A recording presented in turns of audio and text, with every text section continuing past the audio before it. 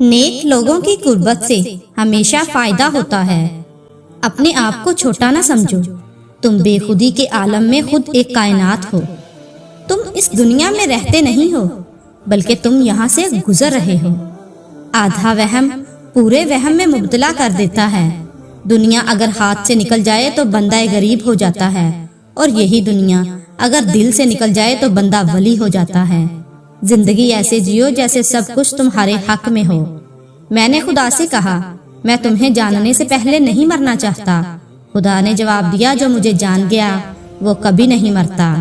احمق کی دوستی اور اس کی محبت سے دین اور دنیا دونوں ہی کا خون ہوتا ہے۔ نیکی اور بدی سے نکل کے، تصور سے نکل کر اگلے مقام تک آ جاؤ، میں تمہیں وہیں ملوں گا۔ محبت کے بغیر ہر موسیقی شور ہے، ہر رقص پاگل پن ہے، اور ہر عبادت بوجھ ہے۔ روح کی خیر خواہی کی ایک اعلیٰ ترین قسم یہ ہے کہ اپنے ساتھ تنہا رہنا ہی آپ کی حقیقی خوشی ہے۔ جو اپنے آپ سے قریب نہیں ہوتا وہ کسی اور چیز سے قریب نہیں ہوتا۔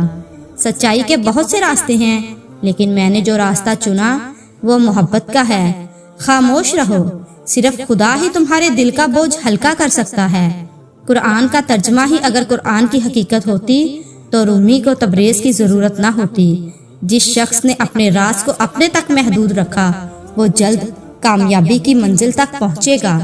تم خزانے کو دنیا میں تلاش کر رہے ہو، جبکہ اصل خزانہ تم خود ہو۔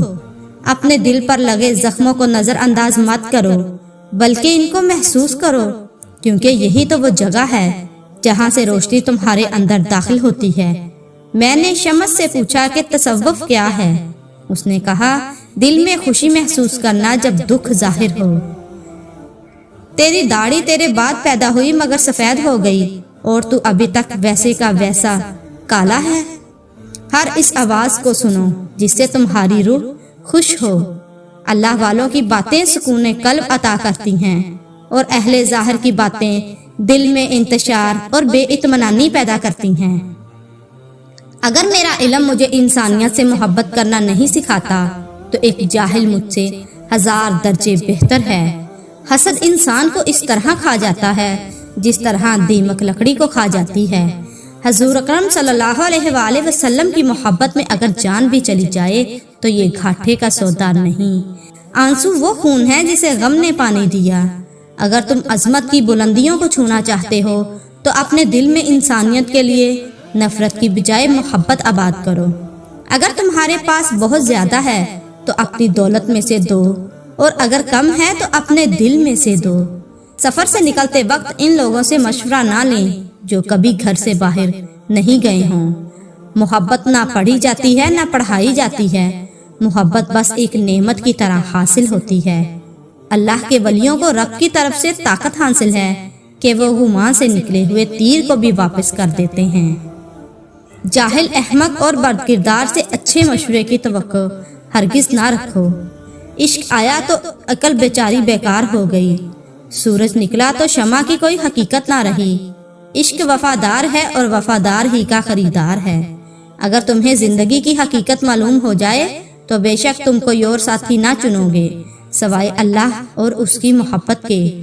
پرسکون وہ ہے جس کو کم یا زیادہ کی فکر نہیں۔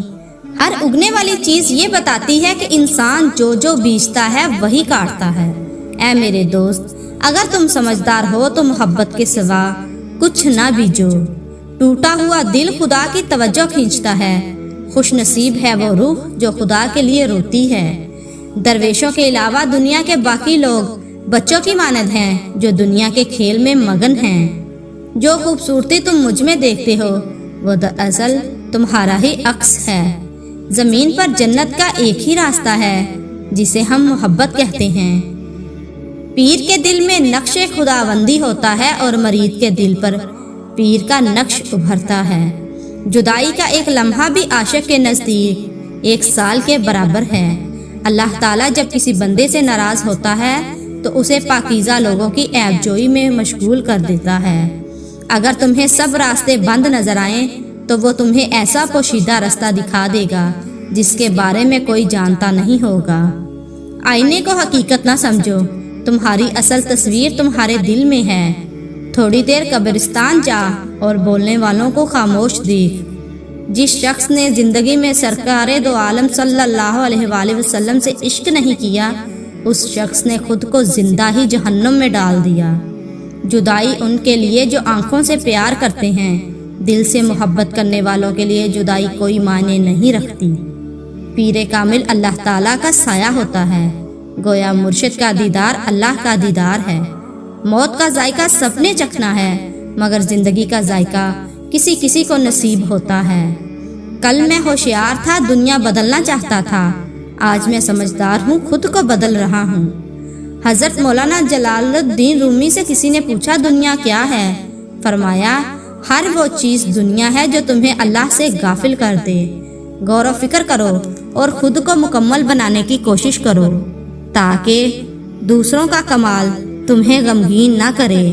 تمہاری پریشانیاں تمہاری بے ادبی اور ناشکری سے جڑی ہوئی ہیں۔